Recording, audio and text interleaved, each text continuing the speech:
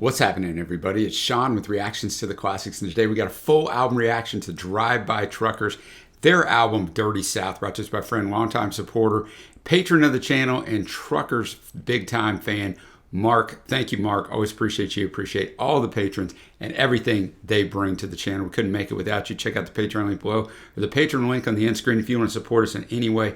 Every little bit helps. Trust me, it takes a lot of man hours to keep this channel going every month.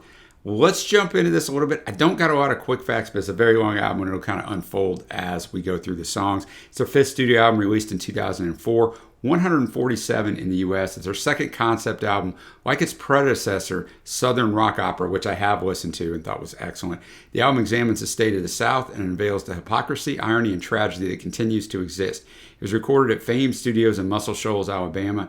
I have previously done a Decoration Day for Mark full album reaction. And like I said, I've listened to Southern Rock Opera on the channel. We're going through album drafts year by year where Trey and I pick the top 5 albums each. So we end up with the top 10 and honorable mentions. And Southern Rock Opera was fantastic. So listen to that. On this album, just a little review of the Truckers. You have Mike Cooley, lead, backing vocals, guitars, banjos, Patterson Hood, lead vocals, backing, guitar, piano. Jason Isbell, like one of my favorite artists out there. He's got lead, backing, guitars, piano. He does a lot of different stuff. Mellophones, electric piano, Wurlitzer electric piano, organ. Got Brad Morgan on drums and percussion. Shauna Tucker on bass and backing vocals. At that time, Mrs. Jason Isbell. And David Barb does production, direction, recording, piano, and Fender Rhodes on a couple tracks, organ on a track. So he jumps in there as well. So if you haven't joined us before, the music's not going to be in the video, but it'll be a Vimeo link below. I invite you to follow along that way if you already know the album real well. Stay here and you can see what I think of it. Let's get into the first track. We've got Where the Devil Don't Stay.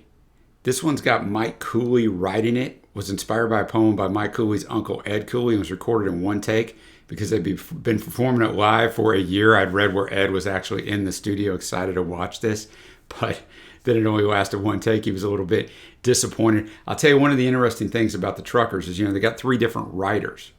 Cooley, Hood, Isbell. And I think that helps, right? 3 different singers, 3 different writers. It keeps things fresh. So I'm going to have the lyrics up as always.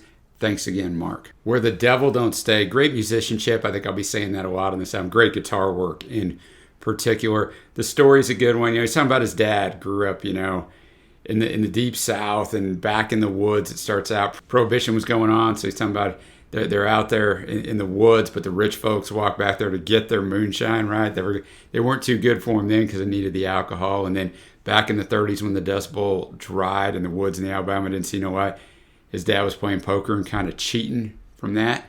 You never know. And then the moonshine, then he said, son, come run, you better come quick. This rot gut moonshine is making me sick. Your mama called the law, they're going to take me away.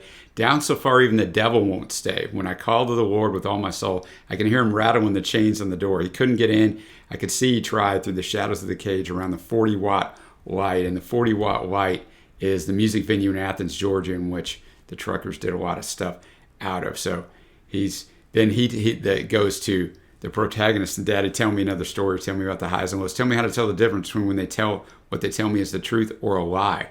Tell me why the ones who have so much make the ones who don't go mad. So a lot of great lines in here. And then this goes back to kind of repeating a couple verses in there, but a really good story about his dad, once again, based off a poem that his uncle Ed wrote. Now we got Tornadoes, written by Patterson Hood. It's Patterson's ode to his former band, Adam's House Cat.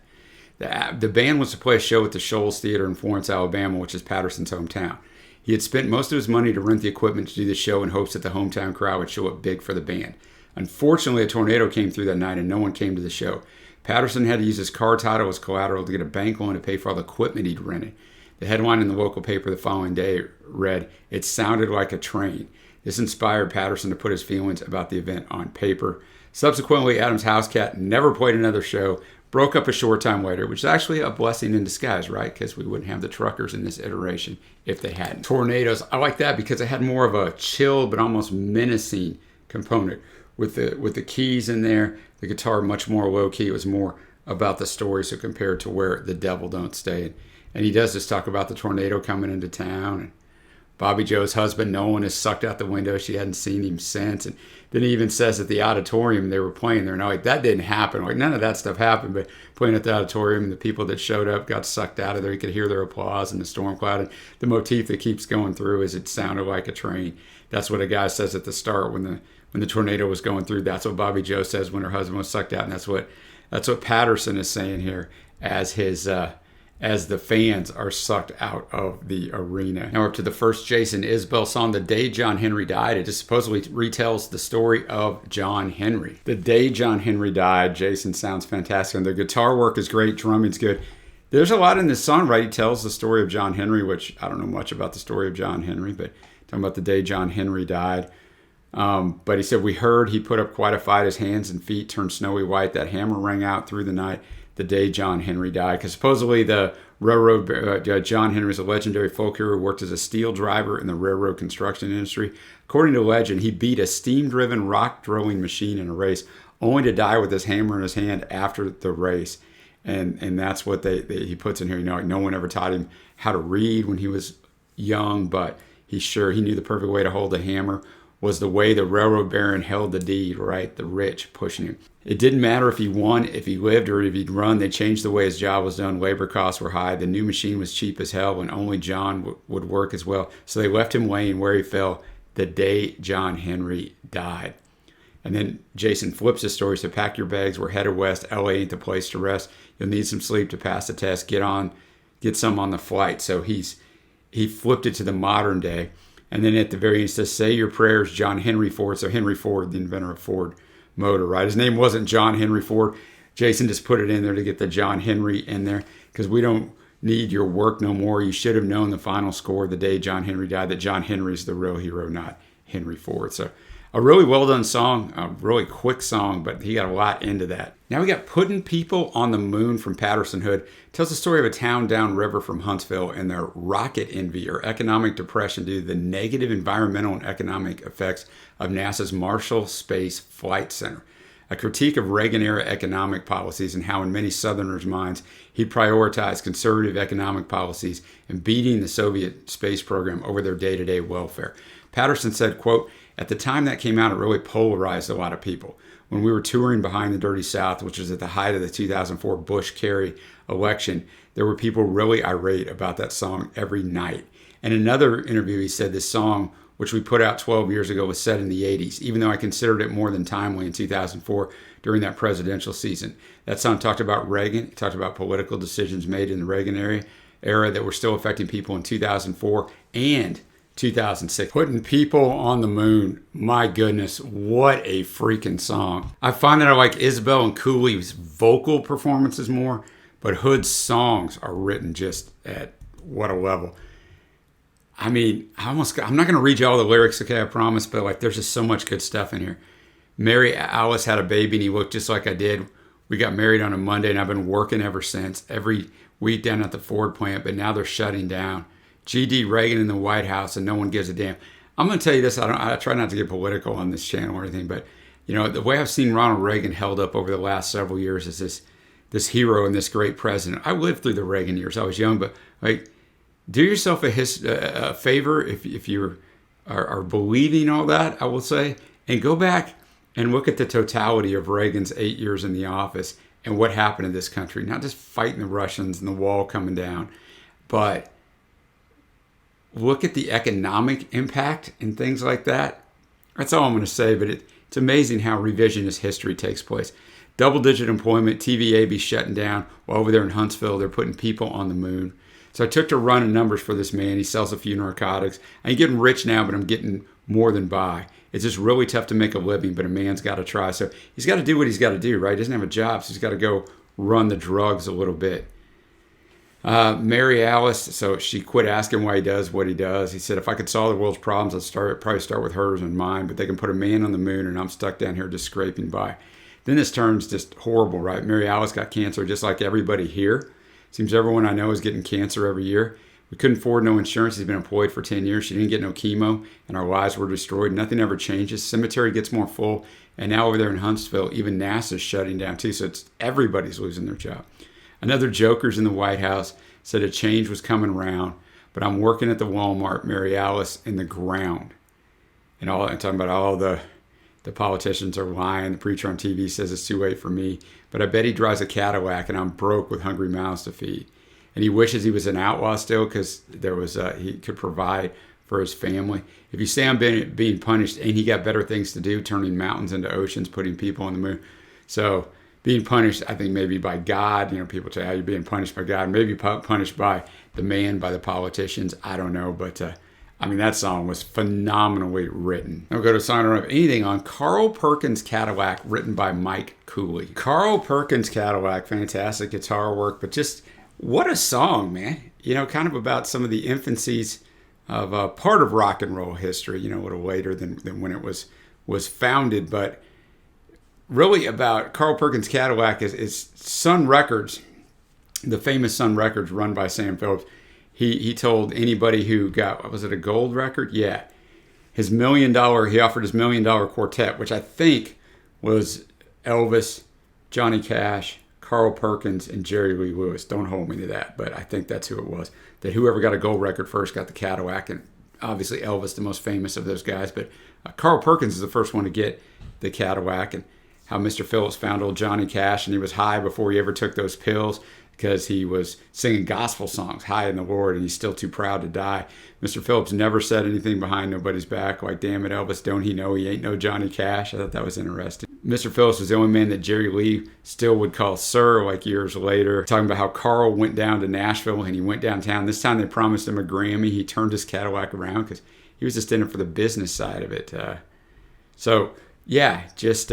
kind of how Elvis went downhill. But a really good song, man, a really entertaining song that you were just kind of waiting for what happens next. Now we have The Sands of Iwo Jima from Patterson Hood recounts Hood's experiences with his great uncle while growing up in North Alabama.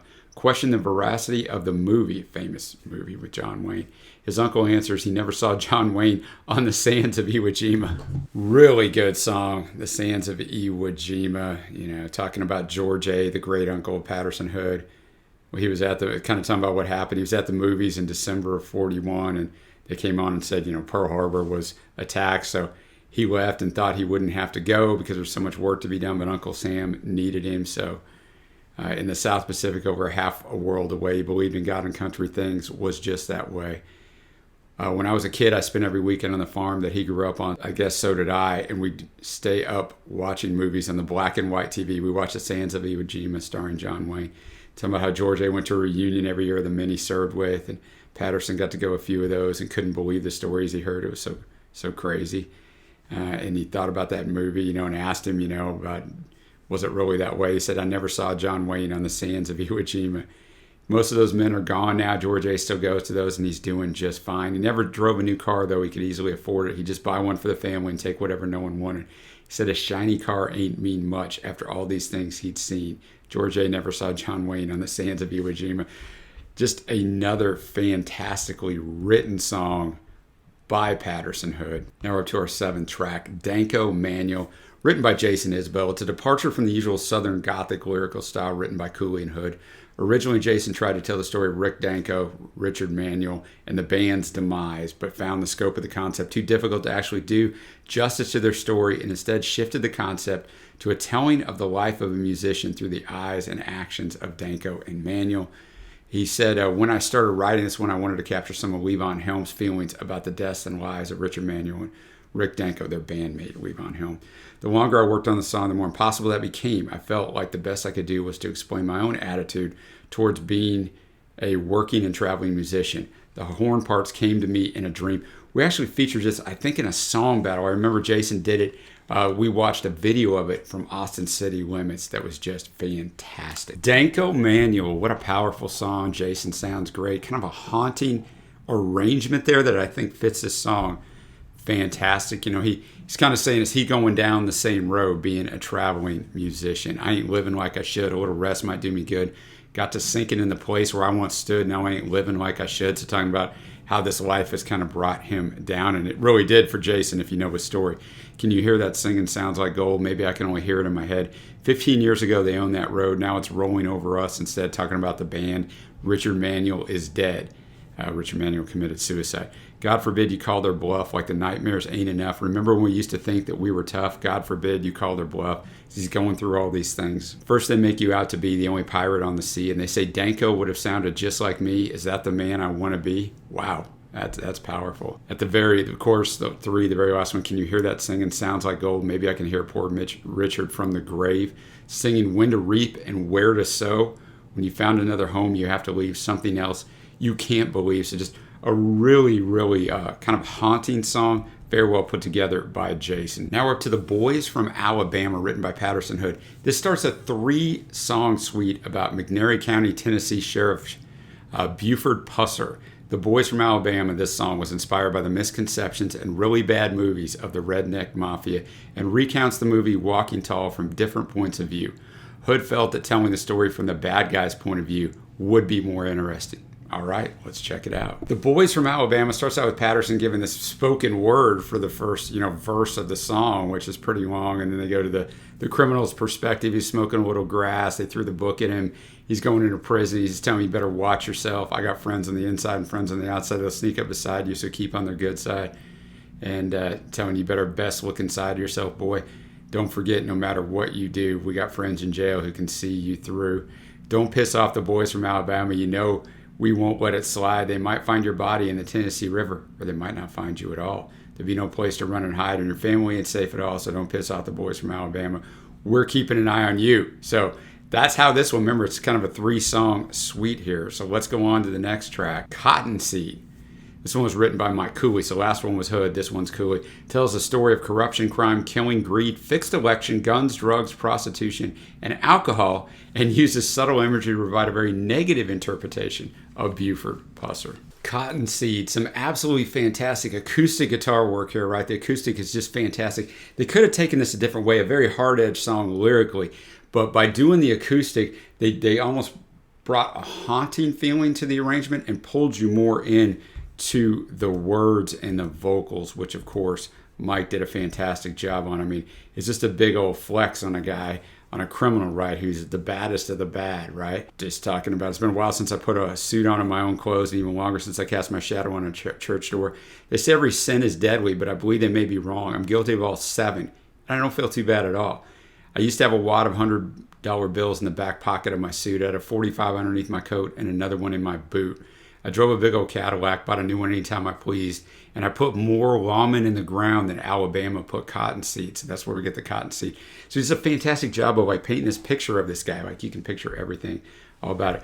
Then he went to prison, right? I spent a few years on vacation sanctioned by the state I mentioned. But see, a man like me don't do no hard time, or time too hard to come back from. The meanest of the mean, you see, you lock away and toss the key. But they're just loud-mouthed punks to me. I've scraped meaner off my shoe. Then he talks about a judge that he had to kill, because he says, once his honor grows a conscience, well, folks, that there just ain't no good. And then talking about his girl saying, you've got it, Daddy, you stay cool tonight. All I need from you is to come home and be there by my side. Say what you got to say to shut their Bibles in their mouths. And this is a really good line, man. If they was to tie a noose, they'd have to lay their Bibles down. I ain't here to save no souls, and even if I could never save enough to put back half the ones I took. So, I mean, the songwriting on here is just fantastic. The arrangement is great. Now we're going to go to the last song in this suite. We got The Buford Stick, written by Hood. So he wrote the first one.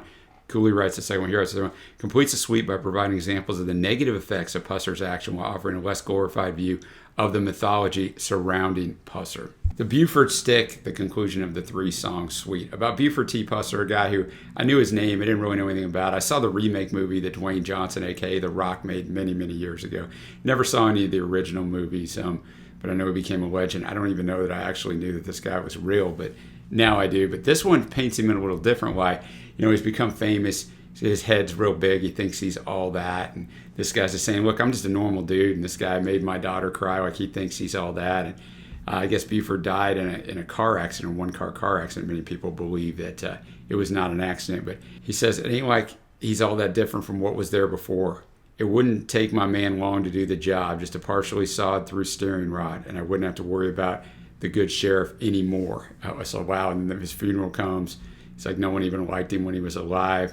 So I'll never have to hear them say, watch out for Buford, watch out for Buford Haas. So Patterson finishes this off with a pretty serious, kind of cold-blooded song there, man. So enjoy that one. The guitar work, obviously, much more hard on that one than it was on Cottonseed. Now we'll go to the 11th track, Daddy's Cup from Mike Cooley. His last song on the album is a story about a father who instills a love of racing in his son. It's the only song on the album that does not revolve around a negative experience, instead offering a lighter touch to the overall dirty feel of the album. All right, Daddy's Cup, much more country sounding on that. The acoustic kind of drove it through on there. And it just is the story that we talked about there at the start. I mean, it's about his dad got in an accident and couldn't drive anymore, but he was good at building the cars and taught his son all about it, would pour out car parts and make him tell him what they were for. Then when he was 18, told him, look, man, if you want to do this, I've taught you all I know, but you got to buy your own car. Bought a Mustang, they redid it. And he didn't do too well in the first race, but his dad basically told him, if you quit now, you're going to regret it all your life. And we go through, and he's just been persevering. His dad's long gone, but he's got his picture on his dash, and he's not going to stop until he's got his dad's name on that cup, because he talked about it being etched in the cup early on in the song. So I thought it was a good song. We got 3 songs left. 2 of them are from this man, Jason Isbell. We got Never Gonna Change.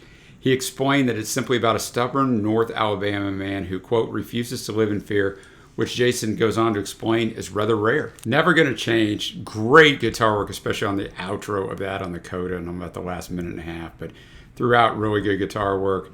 You know, more of a country sound, kind of like the last song had on it as well. But yeah, I mean, I liked it fine. I mean, he's basically just saying, he's not really saying this guy is right. He's just telling you that this guy's never going to change. He's going to do whatever he wants, and you're not going to change him no matter what you do. This is how he is. So he's standing up for his way of life and what he believes in. But Jason's not taking the perspective that this guy's right. He's just telling you, look, no matter what you do to these guys, he's never going to change. Some good lines. I hear my brother got picked up at Parker's, got him a ride in a new Crown Vic. What cops used, the police interceptors in the 90s and early 2000s. They said he was moving on a federal level, like federal crimes. You don't want to get convicted of a federal crime in the United States. There's no parole for federal crimes, but they couldn't really make it stick. Take it from me, we ain't never going to change. We ain't doing nothing wrong. We ain't never going to change. So shut your mouth and play along. So that's kind of the theme of the song. Got 2 songs left after Patterson Hood's Lookout Mountain. It's written around 1990 and can be heard in its original incarnation on Adam House Cat's LP Town Burned Down. It's a last-minute edition of the album, beating out another Hood song entitled Goods Field Road, which was eventually re-recorded for their 2008 album Brighter Than Creation's Dark. Lookout Mountain really is showcased for the guitar work of the boys, and I never know who it is, right?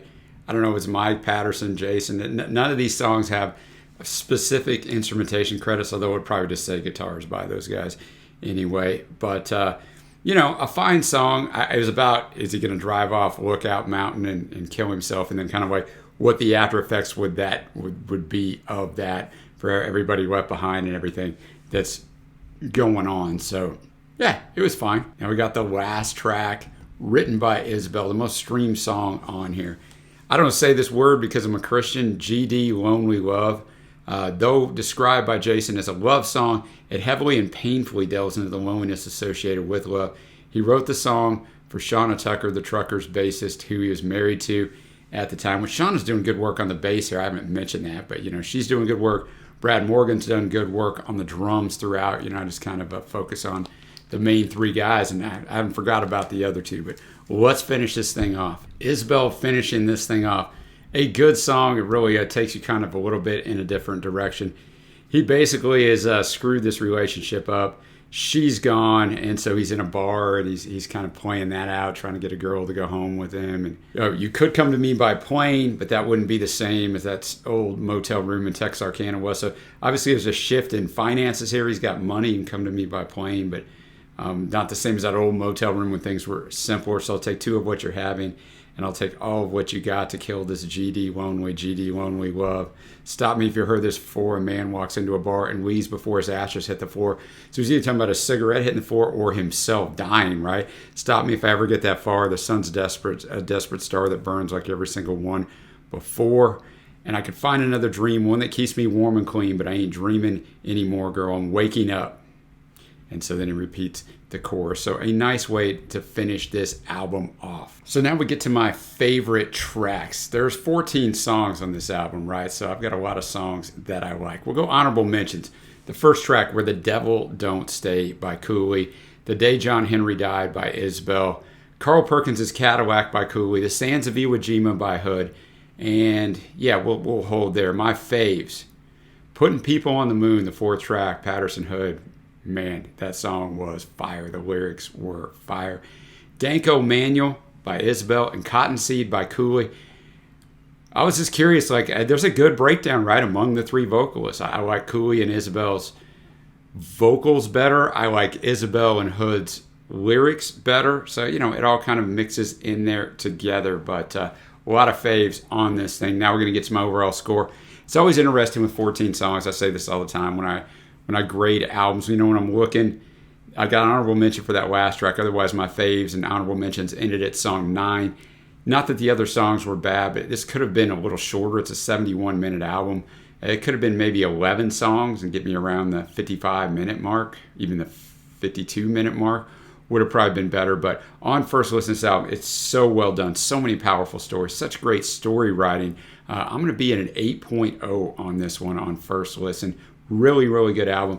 Is it going to show up on my 2004 album draft list? You're going to have to stay tuned to find out. But thank you to Mark for bringing this one. Thank you, everybody, for watching. Let me know your favorite tracks on here. What else should I check out from the Truckers? I mean, I'm kind of trying to follow along with them through our album drafts. Obviously, I'm a huge fan of Jason Isbell, but the Truckers have some fantastic stuff as well. Until next time, guys, I will see you.